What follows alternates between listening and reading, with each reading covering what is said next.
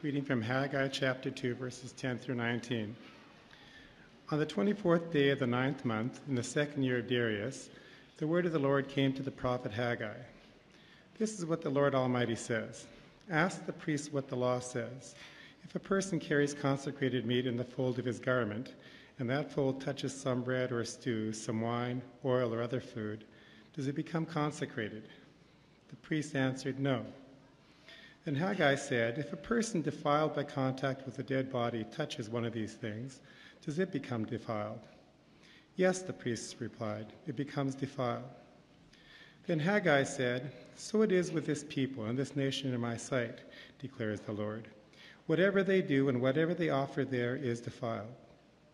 Now give careful thought to this from this day on. Consider how things were before one stone was laid on another in the Lord's temple. When anyone came to a heap of 20 measures, there were only 10. When anyone went to a wine vat to draw 50 measures, there were only 20. I struck all the work of your hands with blight, mildew, and hail, yet you did not turn to me, declares the Lord. From this day on, from this 24th day of the 9th month, give careful thought to the day when the foundation of the Lord's temple was laid. Give careful thought. Is there yet any seed left in the barn? Until now, the vine and the fig tree, the pomegranate and the olive tree have not borne fruit. From this day on, I will bless you.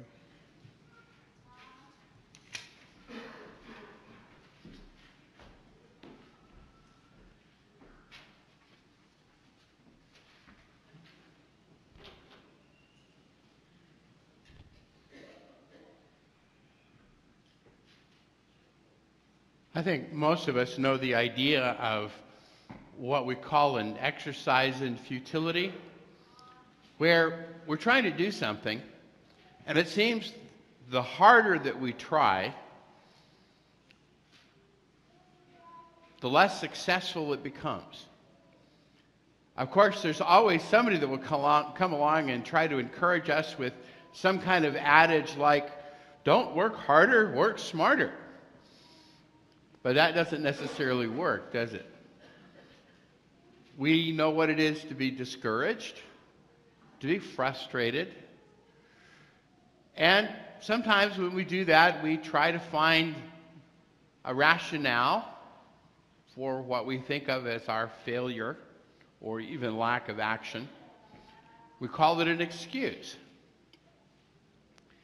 We want to look at a time today back in the life of the people of Judah during the time of the prophet Haggai. And Haggai is an interesting book. As you look at the Old Testament books, you'll find him included in what are called the minor prophets. That's not saying they're unimportant.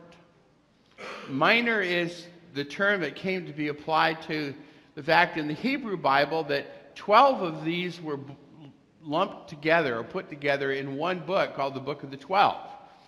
And so somebody in English came up with the idea, well, we'll call them the minor prophets because they don't really have a full book of their own. They're part of, but it's not a statement of unimportance to refer to the minor prophets. They're smaller books. The book of Haggai has only 2 chapters. Haggai, his ministry occurs after the Babylonian captivity and the return back to Jerusalem.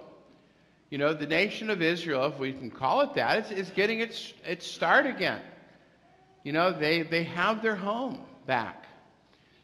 They've spent, Jeremiah prophesied that it would be about 70 years that they would be away, and they're back, and they're getting settled and getting comfortable. And that's kind of one of the things that lie behind this.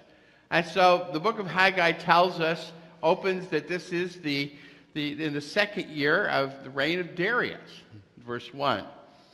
And Haggai delivers a message to the governor and the high priest to try to spur the people back to action. Because God's house, that is the temple, which was destroyed with the fall of Jerusalem, has not yet been rebuilt, has not been finished. And so that task has been sitting there. and sitting there. Some suggest it's 10 years or more that it has been sitting there. And Haggai's trying to spur them back with the message from God, build the house. It's very simple, very straightforward. You know, you could characterize it as God saying, build my house, because that's what it is. That's what the temple would be. So, we discover very quickly that there are a couple of excuses that appear to have been offered. And one of them says, it's not the right time. And you kind of think about that. I mean, that's kind of a typical response sometimes, isn't it? When something hasn't been done, well, go ahead and do it. It's not the right time. I wonder how many wives just nudge their husbands. And with that excuse, you know, some commentators looking at that think that, well, maybe some are looking at the chronological time saying, well, the full 70 years haven't passed, or that the circumstances around the opposing nations and their neighbors are not happy with this. They wanted to help out, and basically the Jewish people have said, no, we want to do it ourselves. But Haggai says, but you're living in comfort in your paneled houses.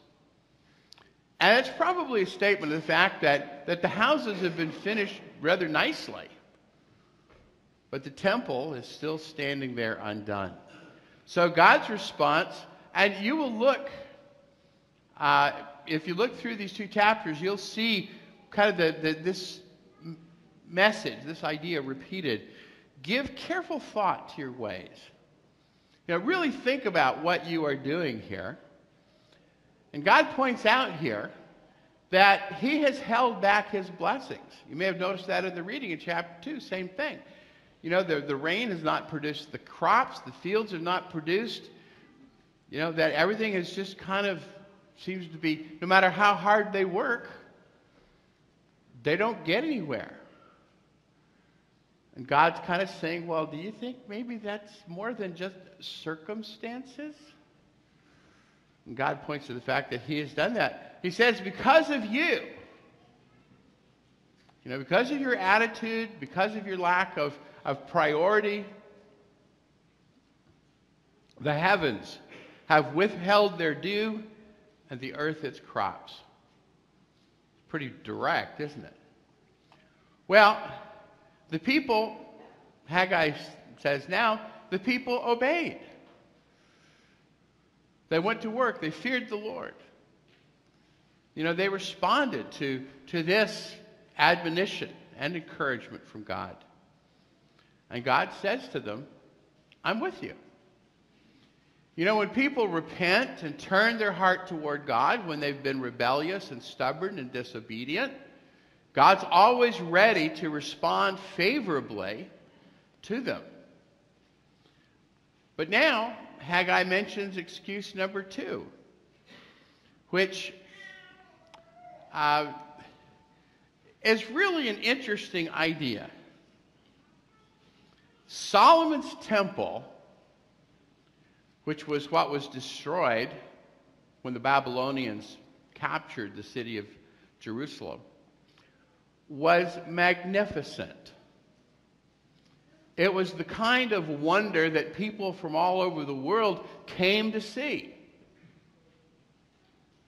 It was the kind of, David, his father, had put together the resources, and Solomon had it built. It was inlaid with gold. It just marvelous. It was a temple built by a king and by an empire. Now, the temple they're trying to build, we talk about the rebuilding of the temple, they can't rebuild that. What now they are building is a temple coming out of their poverty, out of their lack of resources. And so, as they are looking at this, they're basically saying, what's the point? It's not going to be any good. You ever had that feeling? You start to do something and you realize, okay, this is not going to work. This is not going to be what I want it to be. God says, be strong. I am with you. Do not fear, which reminds us of the fact of that opposition by the nations around. That there was always that concern. They really ran into that problem when they were rebuilding the walls of the city. But notice now what God says. I will shake the heavens and the earth, the sea and the dry land, all nations.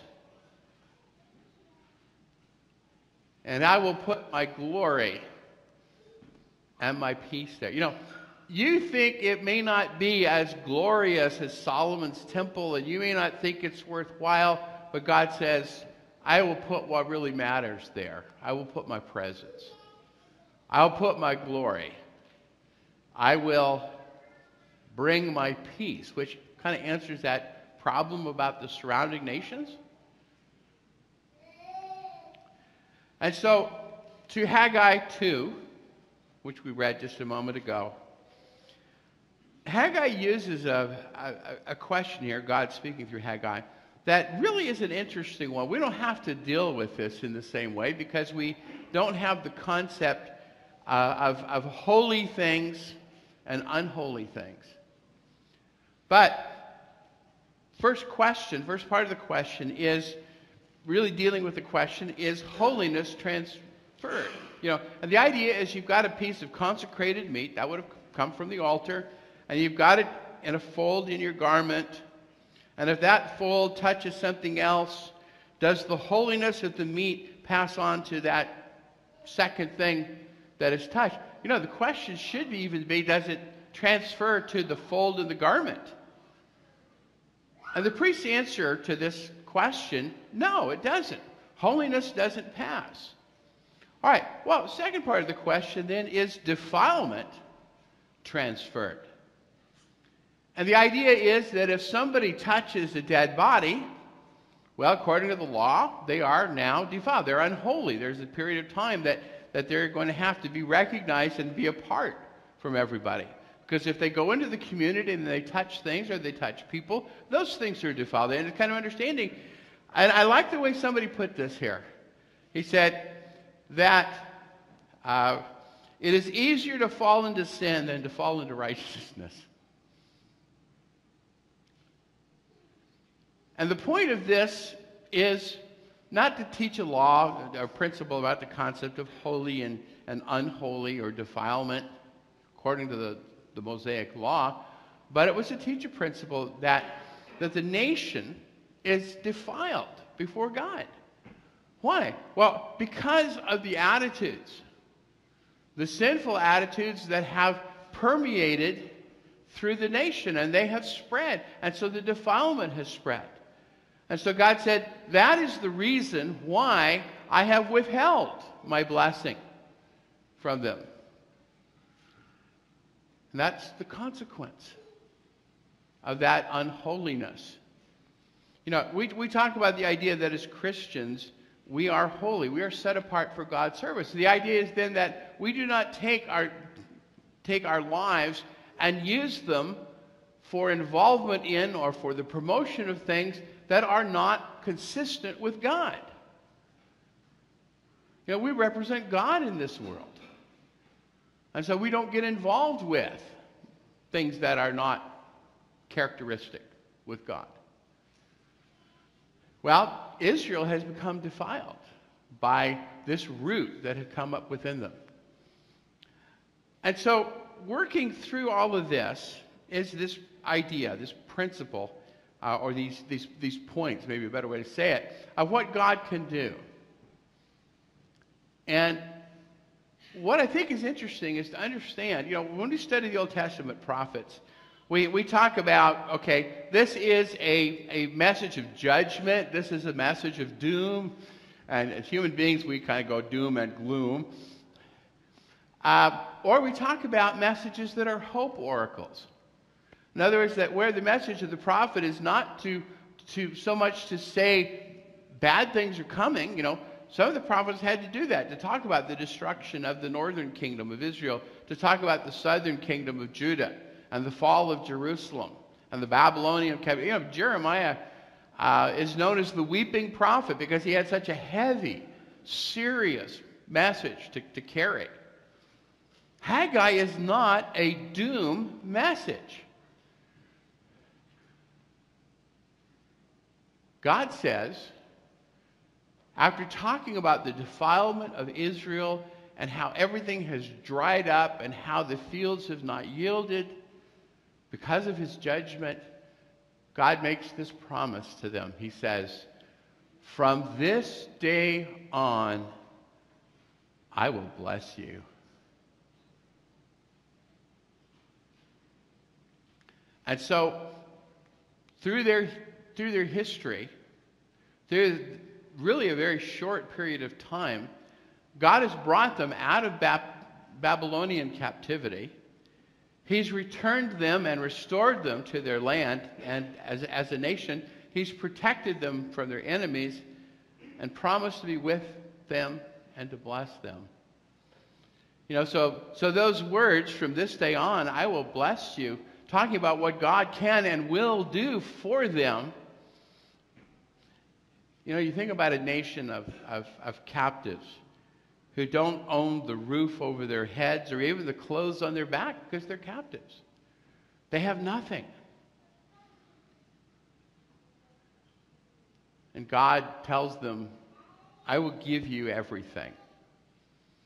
God can take people who have nothing, and as we kind of express it from a human point of view, who are nothing, and he can make them into a nation, a people. He can give them an identity, not just as a nation among nations, but as the very children of God, which is what he did with the people of Judah as he returned them to Jerusalem. But it's even more understanding that that's really what he's talking about, in the gospel, is taking people whose lives are totally wrapped up, tied up, totally stained with sin. And he says, I can make a new life for you. I can give you a new relationship with me, and I can share my glory and my peace with you. Jesus promised, talking to his disciples, right, not too long before he was crucified, that he would leave his peace with them. The things that the world is striving for and literally fighting for, God can give. Not God might be able to give. God can give. God can offer. And the most significant thing about this is in this idea about the defilement and the holiness that he's been talking about. That what Haggai has identified, the fact is that when God says, "From this day forward, I will bless you," what he's really saying is, from this day forward, you will again. You have been defiled, but from this day forward, you will be holy to me. You will be set apart for me. You will be special before me. You will have the right to approach me. And so I will honor and be with you and bless you. The message of Haggai is just a wonderful thing, and we don't have time to go through. I knew we wouldn't go through the last little bit of the book, but let me encourage you to read those 2 chapters. Only 2 chapters. But look at the message. Things have been bad. Things have been discouraging. The people are saying, "Oh man, what's the use?" And God says, "Because I am going to give you a new identity, a new relationship with me." And that's what Jesus offers to us through his cross, isn't it? That's what he tells us, that we can become special to God, holy, set apart for him.